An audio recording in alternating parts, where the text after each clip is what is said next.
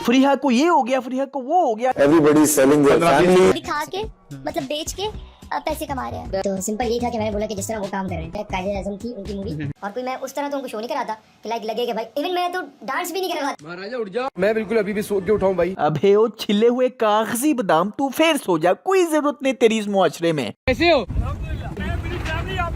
बहुत बहुत शुक्रिया, थैंक यू थैंक यू। पसीने से बुरा हाल हो रहा है भाई।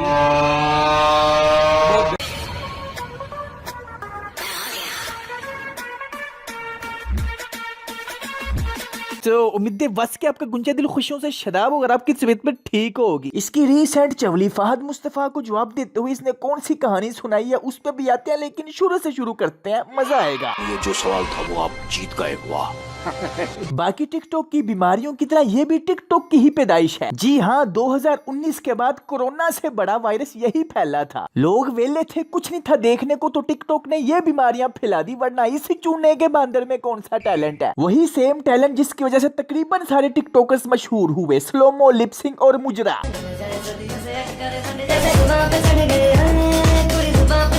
हैं कुड़ी? अबे ओ रामलाल की बेवा, कुड़ी नहीं है तू, मुंडा मुंडा। लड़कियों का तो समझ आता है क्यों फेमस होती हैं, इस नहाने वाले डोंगे का भी समझ आ गया ना, मिठा बन जाओ मिठा। स्लोमो देख लिया बाजो लिपसिंग पे, उसमें भी ये तंबू ठोकने वाला हथौड़ा मिठा ही बना हुआ है।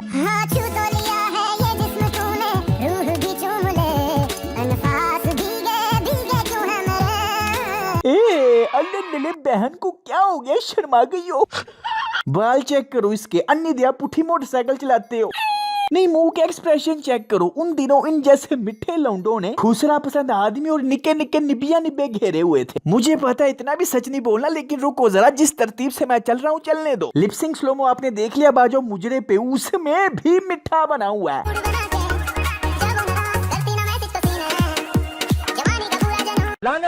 ये टिकटॉक के दिनों में इनका सिर्फ एक ही मकसद होता था, मैं अपनी वीडियोस वायरल करने के लिए किसी भी हद तक गिर सकता हूँ। अब देखो, उम्मीद है आप पॉइंट को समझ गए होंगे कि टिकटॉक पे इसका क्या कंटेंट था, किस कंटेंट की वजह से इसने ऑडियंस घेरी। उसके बाद क्या हुआ, पाकिस्तान के नंबर 1 चैनल बोल न्यूज की इस तरह के लौंडे लपाटों जानवरों जुनवरों बांदरों बुंदरों पे नजर पड़ गई। तब तक इस तरह के लौंडे लपाटों के तकरीबन टिकटॉक पे 1-2 मिलियन फॉलोअर्स हो चुके थे। तो बोल चैनल ने क्या किया, इस तरह के सभी बांदरों जानवरों को एक जगह इकट्ठा करके चिड़िया घर बना दिया कि आओ जी लोगों, देखो इस तरह के जानवर किस तरह लुढ़कते हैं, फुड़कते हैं, नाचते हैं, गाते हैं, सोते हैं, मरते हैं, लड़ते हैं।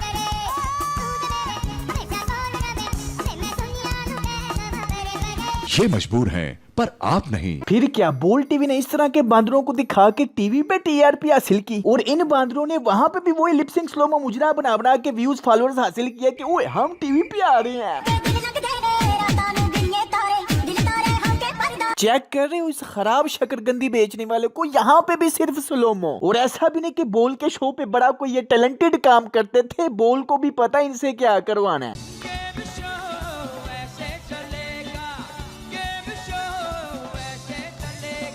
ऐसे कैसे चलेगा दीदी? बात को लंबा नहीं करते, पहले तो ये सिर्फ टिकटॉक पे ही था, उसके साथ साथ इसने यूट्यूब पे भी गंद पाना शुरू कर दिया, यानी वीडियोस में माओ बहनों की नुमाइश शुरू कर दी, मतलब के व्लॉग गर्ल बन गया। क्योंकि भाई आजकल कामयाबी व्लॉग गर्ल्स हैं, जाओ जाके देख लो, जितने भी फेमस हैं सभी व्लॉग गर्ल्स हैं। इसने भी यूट्यूब पे शुरुआत अपनी बहन दिखा दिखा के की, फरीहा को ये हो गया, फरीहा को वो हो गया, नाराज हो गई, फेल हो गई, पास हो गई, वॉशरूम में बंद हो गई, फरीहा फरीहा फरीहा हर जगह फरीहा। और अभी 3 महीने पहले कहते अब फरीहा व्लॉग में क्यों नहीं आती। अन्नी दिया, अब तेरी बीवी जो है तो फरीहा की क्या जरूरत है। फरीहा के बाद जब बीवी आ गई तो हर जगह बीवी बीवी बीवी बीवी बीवी।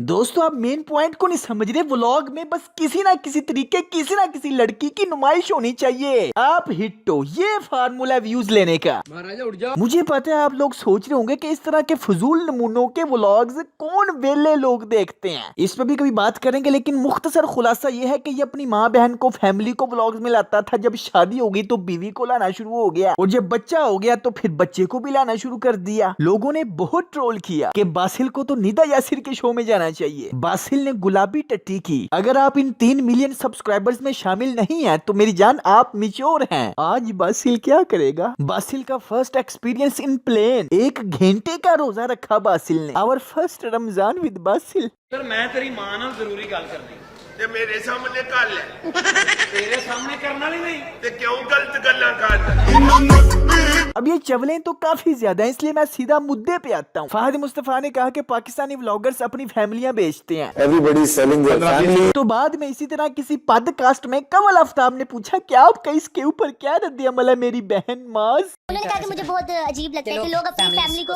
दिखा के मतलब बेच के पैसे कमा रहे हैं। तो इसका जरा जवाब सुनना। 10 साल का बच्चा इससे ज्यादा लॉजिक वाली बात करता है। तो सिंपल यही था कि मैंने बोला कि जिस तरह वो काम कर रहे हैं, जिस तरह वो लोग, उनकी बहुत रिस्पेक्ट है। उनसे एक बार मिला हूँ, एयरवाई पे मिला हूँ, अच्छा सलाम दुआ की थी मैंने, और मुझे पसंद है और मैंने उनकी काफी तारीफ की है कि सबसे बेस्ट फिल्म वो बनाते हैं, जिसमें कायदे आज़म थी उनकी मूवी, वो मैं सिनेमा में देखने गया था, बहुत मजा आया था।